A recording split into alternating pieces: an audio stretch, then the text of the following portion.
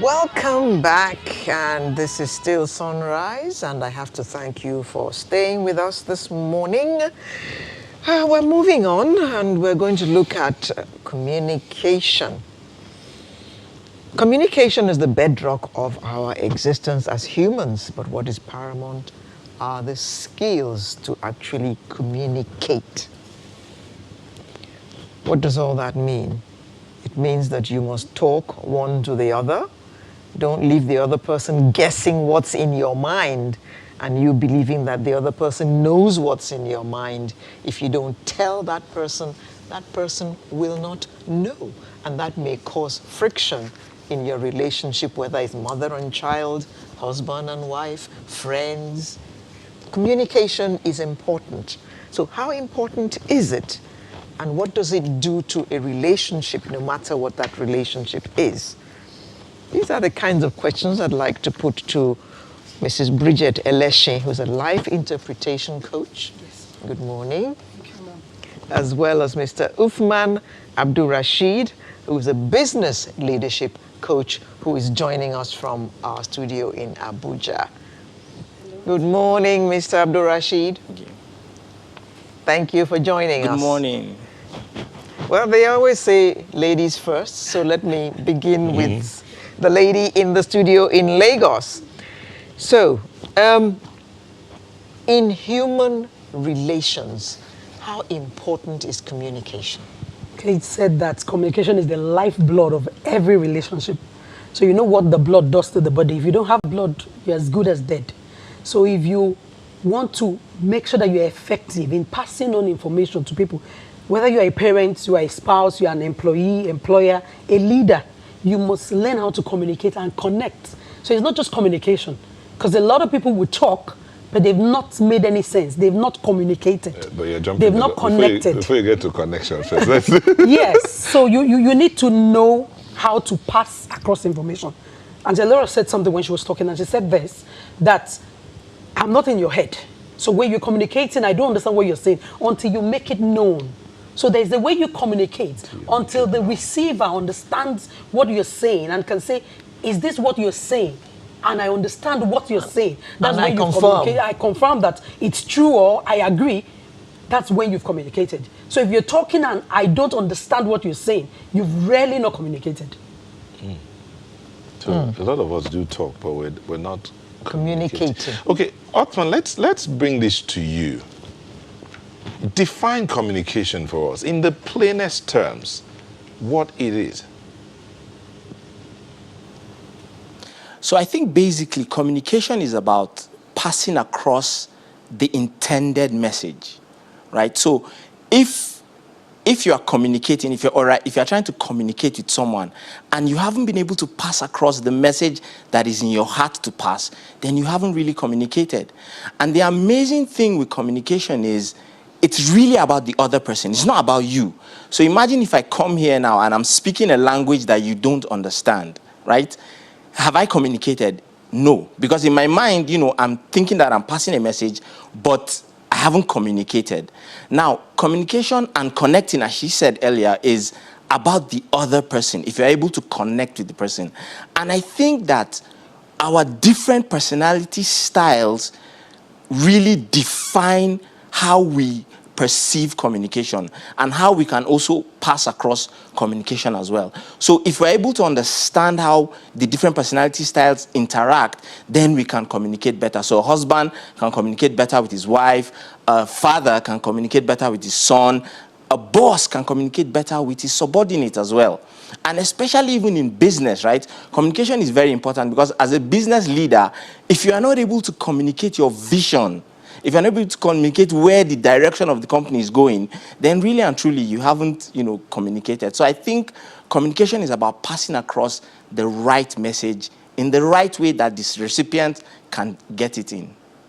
Staying with you, Othman, do I need any special skills to be able to communicate adequately? Well, I think you don't need any special skill, but one thing that you need to be able to understand in communicating with people is because communication is all about the other person. So once you're able to watch and take into cognizance how the person is reacting to what you're saying, then it'll be easier for you. So imagine, so there are things like micro suggestions where you're talking to someone and then the person just moves his eye in a way. And if you don't catch it, you won't be able to know that what you just said has sort of maybe upset the person or is not sitting well with the person. So I think the most important skill is for you to be able to be in tune with the person that you're communicating with. Understand the person first. So you don't really need any special skill, so to speak. Bridget, what he's saying here implies that communication, even while I'm talking, while I'm passing across a message, there's something coming from the other end as well. Body language. So it's a two-way street. So does it then mean that communication is not just about what you say? It's not just about talking. Talking is like 7% of what you're saying. You now talk about the tone of your voice. Then you talk about your gestures, the way you maybe your expression, how you look, what you're saying. There are people that will say something. Okay, there's always traffic on this part of the road. I say, Lagos people, always traffic, even when there's no traffic. So even without saying anything, you will understand that I'm like not agreeing with what you're saying. So your gesture communicates a message. It's saying either yes or no to whatever you're saying. So when he said your eyes communicate. Even the perfume you wear communicates something. Okay. Perfume you wear? Yes, the perfume you wear. There are people that will look forward to somebody walking past them like, I like what you wear. Your perfume is communicating something. It could be masculine, feminine, but it's saying something. The dress you wear. There are people that will always dress like you, even if they are going for business meetings. That is their style. They want to dress African. So they don't care where they are, whether they are in Nigeria, they are outside the country, they dress like that. So their dressing is also communicating their personality. So it's beyond just words. Example, conjure well. Mother and child. Mother and child. How the mother uses eyes all the time. Oh, yes, the way you talk. You have a guest in the house and you offer the guest a drink. And the guest is saying, oh, bring your cup, come and share. If you know your mother very well, you know her body language. You look at her first. You will look at her first and let her wink. And like, I've seen a child that told the mom, Mommy, why is your eyes shaking? Because the woman kept winking and the boy refused to understand that. She was saying, don't drink it. And she was like, Mommy, why is your eyes shaking? Oh, boy. She shook him later. Because she would. Yes. You were not supposed to take the drink. With a few strokes. You've been warned not to take this drink. But he kept looking at her and she was winking. And he was just asking, said it out a lot. Mommy, why is your eyes shaking? She didn't say a word. In church one of those days, you know how church service ends and children are running around in church. They are free. So this man was sitting, we were in a meeting and he was just sitting there and his children were running around. So what he did was he just... And his children froze and quietly walked to somewhere. He had communicated and sat down. He did not say a word. Hey, come here, come here. You know? He had communicated. He didn't have to say a word. Okay. So that was communication. Othman, that thing about what the other person says, let's look at everyday life. In our sphere, for instance, you find out that people are having conversation. The three of us are here, we're talking. Meanwhile, you're on your iPad, and the other person is Alera is on her phone, and this other person is the one listening. God. How do we communicate? How do you communicate in that kind of situation where the other person you're talking to is on their device? Do they even understand that it's a two-way street? I think what you do is for you to be able to communicate with someone in a way that will capture their attention. Now, you will agree with me that there are some times where someone is talking and you're not even really listening to the person, right? And then there are some people that no matter what you want to do, they will captivate you. So I think it's important for us when you're trying to communicate with people to stay above the noise, to be able to captivate them. And the only way that you can captivate people is for you to discuss what is of interest to them. Because really and truly, communication is about the other person. So if you understand the other person and you know that, okay, this kind of thing interests the person. So I'll give you an example, right? Imagine I come and I'm talking about football, right? Anybody that is interested in football will listen to me no matter what, right? But if the person that I'm trying to communicate about football to doesn't like football, the person will not be interested. So for example, like me personally, I'm not really much of a football fan. So if you are communicating with me and you're talking about football, you might lose me, right? But if you talk about other things that I'm interested in, then you will have my attention. So I think it's incumbent on the person that is trying to communicate to find common ground, because communication and connecting happens on common ground. So if you're able to find common ground with the person that you're communicating with, then you will hold their attention. So I think really and truly, that's the onus is on you that is trying to communicate, to find common ground and find the things that interest that person. Then you can talk. If you see a woman with a kid, right, and she's on her phone, you know that, okay, she's interested in talking about kid stuff. And then so you can talk to her about kids. If you see a guy and maybe he's wearing a jersey, for example, you can use that as a touch point. And even salespeople, they do that a lot. When you come in and they're trying to sell to you, they will profile you first and say, okay, what can I use to get, sort of like common ground and communicate with the person? Yeah, Bridget, communicating with children these days, 21st century, the millennials, is very difficult because they're more often than not, they're on their phones, Device, yeah. 24 hours, Instagram, Facebook, Twitter, this, that. So how does a parent get the attention of their child to be able to communicate with them on a continuous basis? Yeah.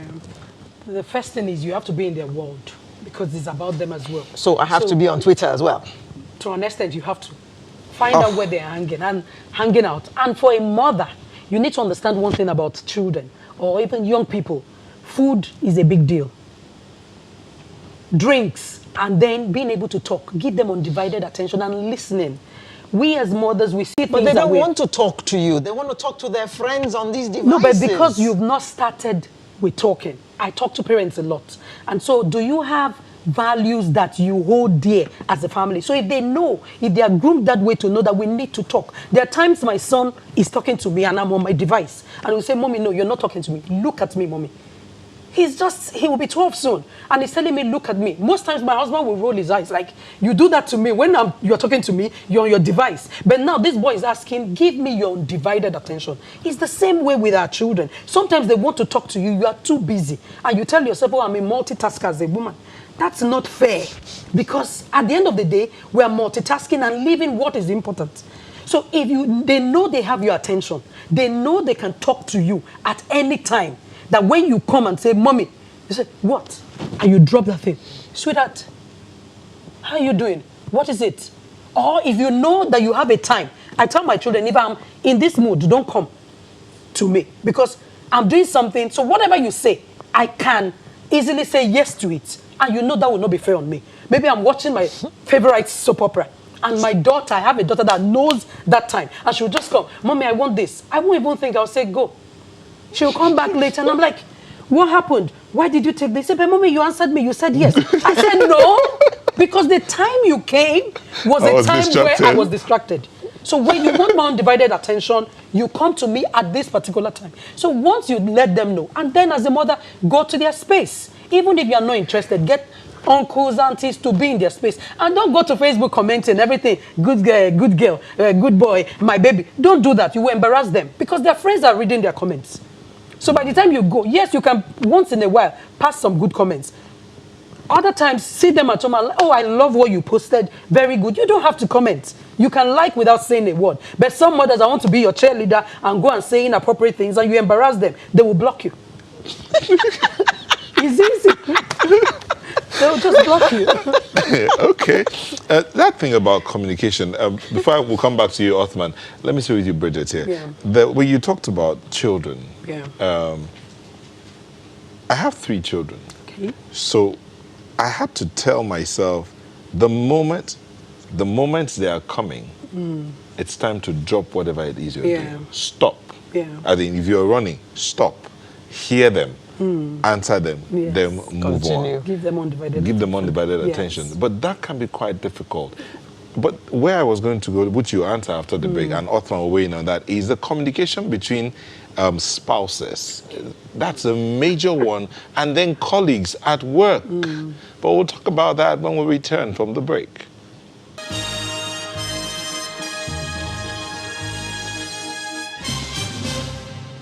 Thank you for staying with us. We're almost out of time, but we still have a few minutes to talk about this. How to improve the way we communicate. I'll start out with you, Othman. I was talking about the communication between spouses and then colleagues at work. Sometimes it's difficult. You find a husband will tell you, I want to talk to my wife, but she's on the phone. Or the wife says, I want to talk to my husband, but he's watching a football game. I know you talked about using trigger point. But how can we improve on this? We've almost lost our humanity to our devices. So communication is wasted. True. So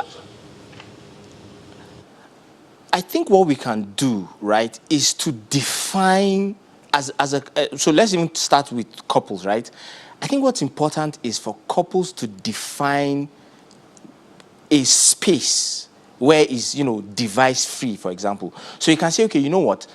So at dinner, no devices. Let us talk. Tell me about your day. I'll tell you about my day. And you can now even build it up to, say, okay, you know what? On weekends, breakfast, no device. Because the truth is, whether we like to admit it or not, we are all addicted to our phones. Right? We are all addicted. We are always on our phones.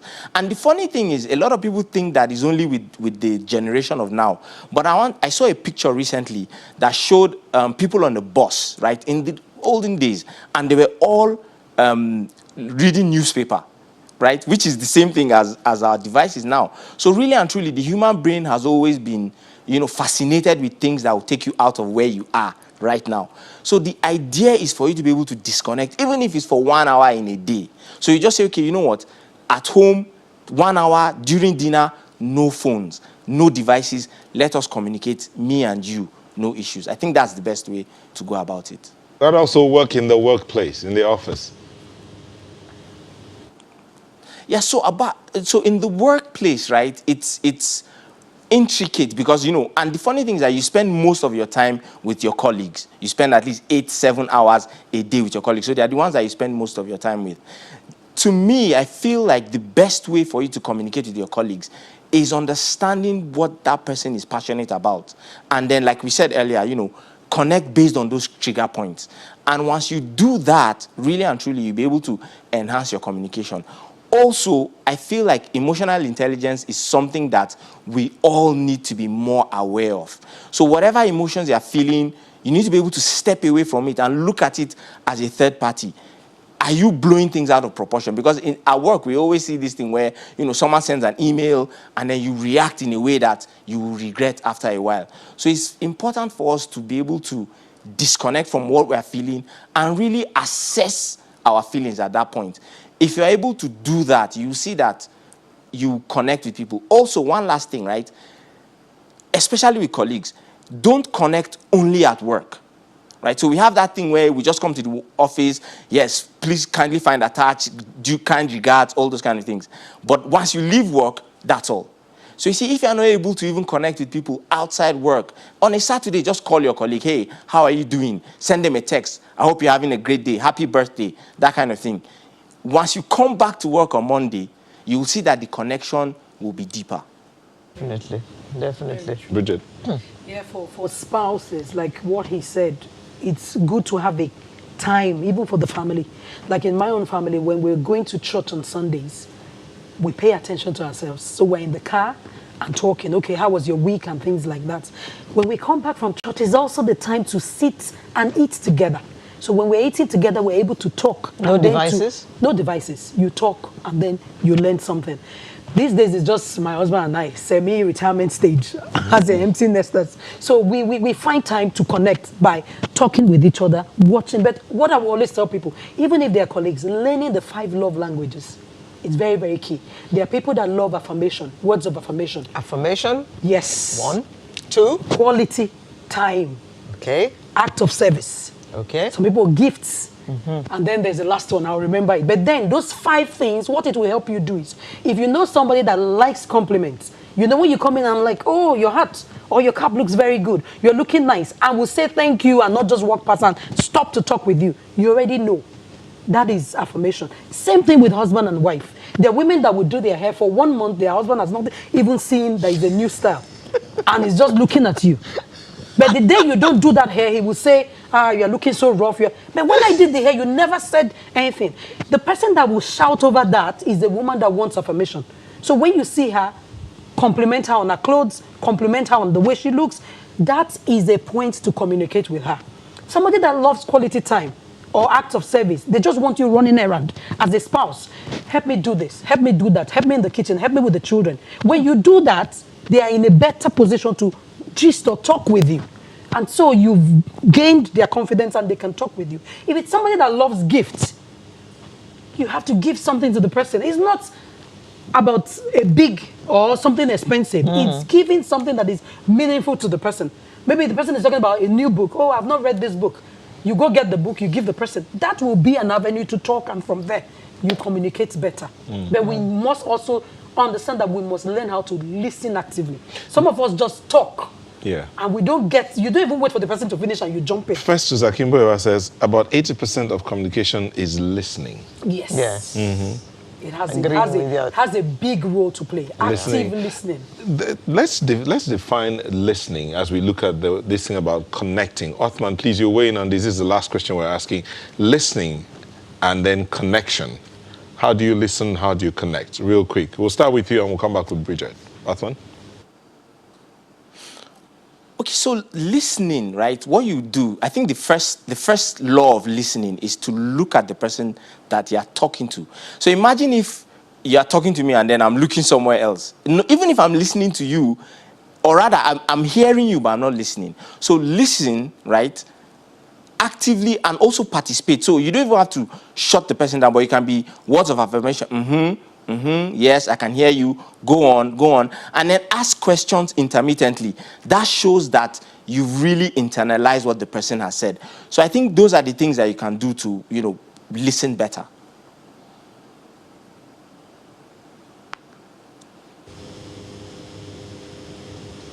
How do you connect in communication, whether listening or talking? How do you connect?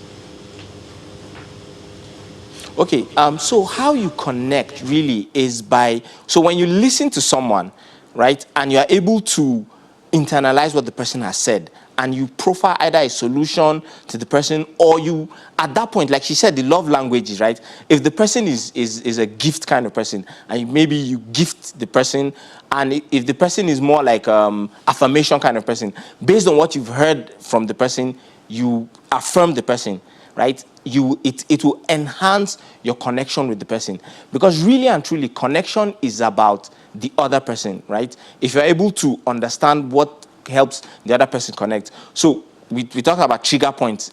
Understanding the trigger points of that person will really, really enhance your connection with the person, basically. So if you listen better, you're able to now pick out the key things that you can use to connect with the person. Bridget?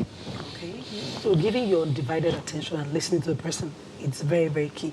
What we don't do is, like we said before, being on our devices and not paying attention to the person. If you pay attention to people, I have this gift of just looking at people, as in rarely taking my time to observe people. So it's a gift of observation. Some people will just put their eyes and go away. But I can assess and profile you to say, who is this person? And then look for something, like you said, a trigger to say, let's talk about XYZ. So we talked about the 5 love languages. Physical touch is the last part of it. So if you want to connect at the end of the day with people, you must understand what their triggers are, just like Othman said, and move from that point of trigger to say, okay, this is what I know this person likes, and keep paying attention to what the person likes and keep understanding the person. Bridget Eleshi, life interpretation coach. Very interesting conversation indeed. Communication. We have to learn to communicate. Otherwise, our messages will always be lost. Yeah. And we can't afford that in fostering good relationship, whether it's with our children or with our spouses. Thank you very much, Bridget Eleshi, life interpretation coach, and Othman Abdulrasheed, business leadership coach, who joined us from our studio in Abuja. Thank you very much. Thank you. Now it is time for the home stretch. See you in a few minutes.